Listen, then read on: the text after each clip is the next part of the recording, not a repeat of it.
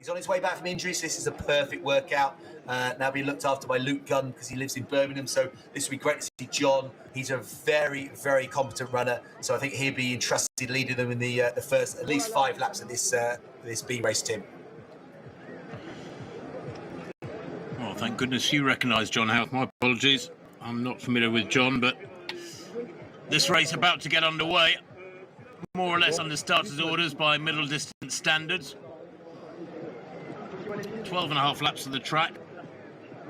And the wind maybe has dropped a little bit. I can't see much indication of it out there on the back straight. Are they being called to their marks or not? Away they go then for this B 5,000 metres from the fast 5,000 metre track night. And will these men grasp the nettle, grasp the opportunity to run fast here as well, half as well as the women in the B 5,000? They did a fantastic job. I tell you what, Sir James, John Howarth's a big lad, isn't he? He's a very strong athlete. So, as I said, you know, if you're running sub 340 for 1,500 metres, and he's got good speed, but not a bad cross-country run as well. Bit of endurance in those legs, John, but his twin brother as well. So Rob has been out in the US, just having graduated in the States. So yeah, when they both came to Cardiff, one was at Cardiff University, one at Cardiff Met. Trying to tell them apart was a nightmare as a coach. But luckily I coached them both. But I think by the third year, I understood who was who. You're reminding me of my coaching the Graffins many years ago. The Graffin twins, both sort of world-class middle-distance runners and cross-country runners. They go through one lap there in about 64 seconds, pretty much 64 seconds exactly for John Howarth. He's done a great job. But you're right, they were identical twins, and of course you learn very quickly the difference between them, much quicker than anybody else. And other people would confuse them, and I'd go, well, they're totally different. How can you not recognise the difference? But you become familiar with it, I guess, a bit like their parents.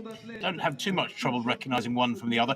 James, the wind has dropped substantially. Those flags are hanging pretty much motionless around the track, which is good to see. It is. The conditions have improved, and I wonder whether John, his girlfriend Saskia, paced the women's B race, so whether she had a quick word about what the conditions are like. Still see the flags are blowing a bit, but they're definitely not what they were about an hour ago. And yeah, I think these athletes in this B race are just looking to settle in that 64-second rhythm pace. It wasn't that long ago that would have got you to a World Championships. Now we're looking at yeah, another couple of seconds per lap inside that. It is a time that will get you to Budapest this year. But John, you can see there, we're looking at around about the 208, 209 mark as he goes through that camera shot, Tim. He's right on pace. Yeah, doing a wonderful job. 145 is up there. Ramdan Ouaghi of Algeria, the 30-year-old. He's a 13:38 performer. But that was in Algiers just in the middle of March. So with his speed of 3:47, 1,500-metre runner, he might be hoping for an improvement of sorts. 164 there in the blue, remember. We mentioned him, Francois Barret. 177 moving down the outside, Terence Bizoza of Burundi. Based in Tuscany. He's a 61-minute half marathon runner. They go through there, James, what, at about 2:43, 2:42?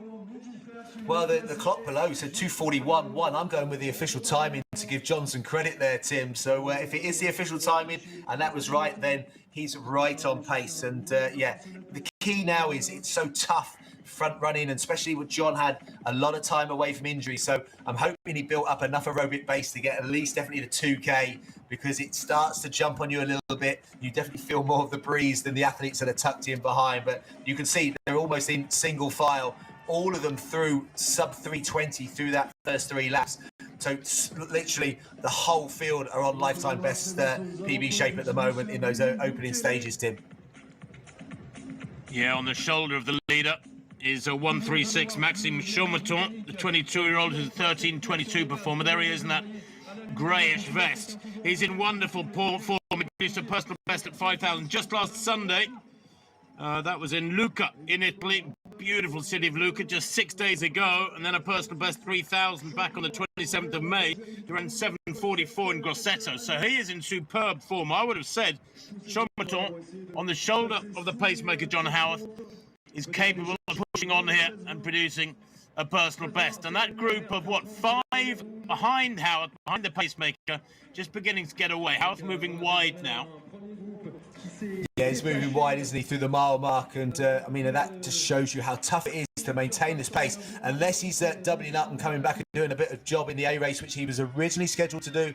Often paces get moved around, and they, to the meet organisers' discretion to basically make sure whatever race they need to. And then we're going to go down to clocks, press the upper right button to select clocks, and then we're going to do that by pressing and holding the middle button on the left-hand side. That's the end of John Howarth's night. But again, they're on pace through that first 4 laps, but there was a lot of running. There's 8.5 laps of running, and yeah, now it's about who in that group behind is going to be the person to start pacing the race, or whether they're going to start swapping the lead, Tim. That's something now that the athletes themselves almost need to negotiate and work out, as you said at the beginning, who's off strength, who's off speed, who's feeling good. There's a lot of running to go in this 5,000 metre B race. Well, I sense the clock will tell us. They went through 4 laps in 4:15, give or take a second or so. They're coming up to 5 laps now, but I think Maxime Chometon has accelerated here. He's the South African national champion from the 1st of April in Potchefstroom. He ran 13:46 there at altitude, and they go through now. Well, it's about another 64-second lap, I think, so 13:20 tempo.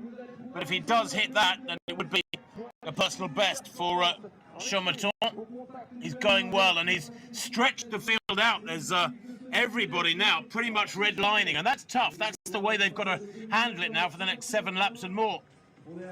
Yeah, Chometon looks good. Potchefstroom is at altitude, and obviously having run 13:22 at the age of 22, so he looks really good, really strong. But that second kilometre was a slight increase. I think we got it at 2:39. Which took them exactly to 5:20 through 2 kilometres. Well, looks like big gaps. Yeah, big gaps appearing, but actually some determined runners hanging onto the coattails of Chometon, who seems quite happy to have taken it on, and that's good, James. You want that. This middle section of a 5,000 is always the one where the pace can drop. When the pacemaker drops out, you've got about 4 laps in the middle where it's not exactly no man's land, but it's a period of the race where it's very easy for everybody to go, well, I'm not taking it on. I'm not taking it on. And you start looking around at each other, and then all of a sudden you start losing seconds, and the chances of a quick time go away. So all credit to Chometon for taking on that burden mid-race and pushing on really strongly. And he's dragging other runners here, surely, to personal bests. Yeah, it makes it really hard in some of the other groups as well. They've missed the break. This is a strong lead group of around about 6 athletes, but you can see there's gaps back now. And these athletes, I think that's Francois Barrier. So he's a 13:27 man, Tim, and at the moment he's in no man's land, which, when you've still got a lot of laps to run, that's going to be a hard way of running. Unless he can bridge that gap. But if they're operating at 64, 65 seconds, means he has to start operating at 63 seconds, which is way inside personal best time for him. So at the moment, looks like this group, they look like they're alternating the lead now, which again, the next split we get in 200 metres is the 3,000 metre mark. Anything around that 8 minutes means that we've maintained pace. So it'll be interesting to see what the overall kilometre split and that 3K split is. Well, right up there near the front is another late entry, not on my card, 468. It's Mouma Bou Goele of Djibouti, and I don't even have a time for him. So a few athletes, and he's taken it up now at the front end. 138, that's Abu Torabi, the former Iranian I told you about. Now runs for Sweden. He's the 2:17 performer from the Dubai Marathon. They go through there, James, with what, about 8:03 on the clock. 2:41 at that kilometre, 2:41.9. So they are pretty much spot on schedule for 13:25, but beginning to see gaps appear now. Yeah, that looked a tougher kilometre. They're definitely changing pace, changing at the front. They've got to keep that 64, 65 seconds going per lap. Otherwise, if it starts to drop too much, then there's definitely a split now. There's the pair, the duo, starting to pull away. But this group of 4, there's still some strong runners in there. But whether they can close that gap. But yeah, it looks like no one from beyond that top 6 is going to challenge for the lead now. Well, I'm just checking Goele's stats, and he's a 14:09 performer. He's moving at about 13:25 pace. He's run 28:59 for 10,000. He's a 62-minute half marathon runner. That's why he's pushing it hard, because he wants to use his strength. But he's on schedule here, as we see 195 now move to the front. That's Muyadin, also of Djibouti. He's a 13:31 performer. He's beginning to show signs that he's going to produce a personal best here today by, I don't know, something like 45 seconds. He's a 14:09 performer. The man in the black vest in second place, looking absolutely supreme. So Djiboutians in 1 and 2. And that gap, James, is growing with every stride. It's about 40 metres. And it is. It's been a good night for them already, having won the women's B race as well. So, yeah, it's looking like Djibouti is the location of distance runners right now. But that gap is growing. You're absolutely right. Almost every 200 metres, it seems to be going out a couple of metres. And, yeah, at the moment, we are heading towards that 13:20 clocking. And the fact that these two, I wonder whether they know each other. Obviously, the same nationality, slightly different kind of ends of the spectrum. Obviously, yeah, Abdi's more of a kind of half marathon athlete, bit of strength. So it's going to be interesting to see whether they can keep alternating the lap, because at the moment, that could be 4, whether someone can still bridge that gap. There's still enough track to do that. But at the moment, these two are maintaining those 64-second laps. Well, aren't they just? A 66, mind you, that one. That's probably the slowest lap they've run so far. Guele at the front again. They're swapping the lead. It's almost like they've got an arrangement there, taking turns. He's 32 years old, though, this Guele fella, and he's giving a wonderful account of himself in the back straight. When they get to the far end of this back straight now, the top of the straight, it will be 4 kilometres. What will the split be? We were looking for 10:44 to be on 13:25 pace. And it's not far outside that. Yeah, you can see there 10:47, for that 4 kilometre split, 2:44. It's the slowest kilometre of the race, even though they're going away from the group behind. I think the pace, the early pace is maybe just starting to pay now. We're going to need them to pick the pace up. You can see the encouragement of some of the runners, the crowd on the side. We're still looking at quality running this B race. When we look at the meet record, Ellis Cross is somewhere around about 150 metres behind, running probably not far off his 13:46 meet record pace from 12 months ago, and he's not even on the same page right now. 66 seconds, that penultimate lap, or that lap with 800 to go, excuse me. So they have slowed. The wind, just a little bit of breeze. Those flags not really a problem. The early leader, Shomoto, who took it on through the middle of the race. I say early leader. The man who took it on when Howard had dropped his side, leading the chasing pack, and now accelerating, James. They're right of picture. And although he's about 40 metres down, I think he's left it too late. He is finishing like an absolute rocket. 600 to run. Yeah, looking at his watch, and obviously he was one of the aggressors in the early stages. Maybe just took a breather, almost like a training session where just sat at the back for a couple of reps. And now, when you start to see that the kind of last 500 metres of a 5K, if you've got anything left, you can start turning the gears. He's got a duo to chase down, but I think as you can see them going through the on marquee, that gap is significant. Yeah. It is significant. They're not going to get back to them, but these two are going to have a real dust up now as they go through the bell. And the time on the clock, they're about 12:26 as they went through the bell, so they could yet get under 13:25, the original target time for this B 5,000 metres.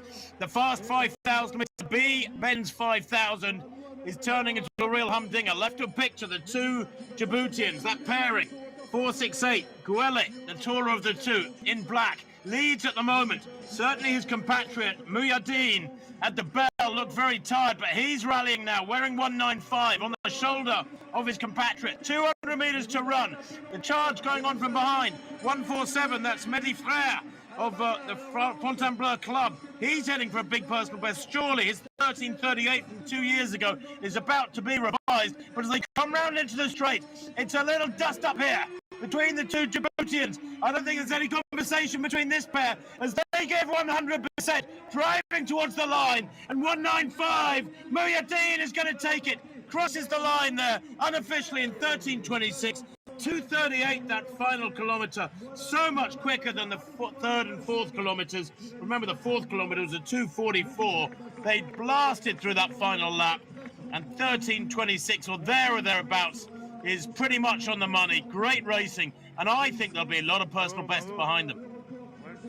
Yeah, you see Wheeler crossing the line, Ellis Cross, another athlete, and he saw his meet record absolutely obliterated there by 21 seconds, and he was very, very close to his own time. And look, Jamal Mohammed, one of the refugee team for the on-running team as well, so getting great support. Good battling behind these athletes.